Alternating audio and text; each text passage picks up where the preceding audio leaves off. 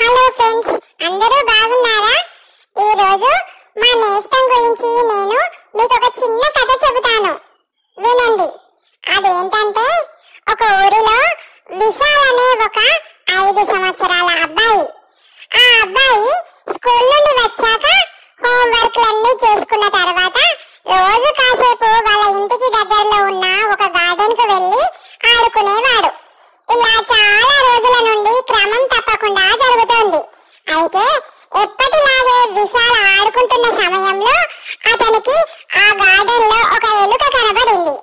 ఆ ఎలుక విశాల్తో ఆడుకోవడం, విశాల్ ఎలుకతో పరిగెత్తడం, ఆడడం అన్నీ జరిగాయి.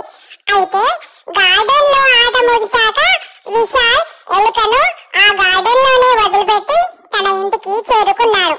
కానీ ఎలుక మాత్రం విశాల్ వెనకాలే తనతో పాటే వచ్చేసింది. ఈ విషయం విశాల్ గమనించనే లేదు. విశాల్ ఫ్రెష్ అప్ అయి టీవీ ముందు కూర్చొని కార్టూన్ సీరియల్స్ చూస్తున్నాడు. అంతే, ఒక్కసారిగా విశాల్ తో గార్డెన్ లో ఆడుకున్న ఎలుక తన వద్దకు వచ్చింది. అంతే, అది కూడా టీవీ చూడడం మొదలుపెట్టింది. ఇంకా విశాల్ దగ్గరికి రావడంతో విశాల్ చాలా ఆనందపడ్డాడు. ఇది ఇలాగే రోజు గడిచిపోతుంది. అయితే విశాల్ రోజులాగే ఆడుకోవడం కోసం గార్డెన్ కు వెళ్ళి ఆడుకుంటున్నాడు. ఒక రోజు విశాల్ కి వినయ్ అనే అబ్బాయితో స్నేహం కుదిరింది. ఇక రోజు వీళ్ళిద్దరే గార్డెన్ లో ఆడుకోవడం, ఇంట్లో కూడా వారి బొమ్మలతో వారిద్దరే ఆడుకోవడం జరుగుతుంది. సెల్లులో కార్టూన్స్ చూడడం, ఆట పాట అన్ని కూడా విశాల్ వినయ్ తోనే చేసాగాడు. ఇలా చాలా రోజులు గడిచాయి.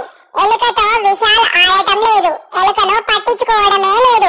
ఈ క్రమంలో ఎలుక తను పాత చోటుకే వెళ్ళాలని నిర్ణయించుకుంది. గార్డెన్ కు వెళ్ళిపోయింది. వెళ్లే ముందు చాలా బాధపడింది. వెళ్ళలేకపోయింది, కానీ వెళ్ళక తప్పలేదు. ఆ మరుసటి రోజు విశాల్ కు ఎలుక ఇంట్లో కనిపించలేదు. ఇంట్లో అంతా వెతికాడు. అది కనిపించకపోయేసరికి విశాల్ బాగా ఏడ్చాడు. వెంటనే గార్డెన్ కు వెళ్లి వెతకసాగాడు. కొంతసేపటికి ఎలుక విశాల్ ఉన్న చోటుకి రావడంతో విశాల్ ఒక్కసారిగా సంతోషంతో నవ్వాడు. ఎలుకను పట్టించుకోక తాను వినయ్ తోనే ఆడుకోవడం వల్లనే ఇదంతా జరిగిందని గ్రహించి ఈ విషయం వినయ్ కి కూడా చెప్పి ఎలుకను ఇద్దరూ కలిసి ఇంటికి తమ వెంట తీసుకెళ్లారు. ఆ రోజు నుండి ఎలుకను తమతో పాటే ఆడిపించుకుంటూ ఇద్దరు స్నేహితులు తమ ఎలుక నేస్తంతో సంతోషంగా ఆడుకోసాగారు.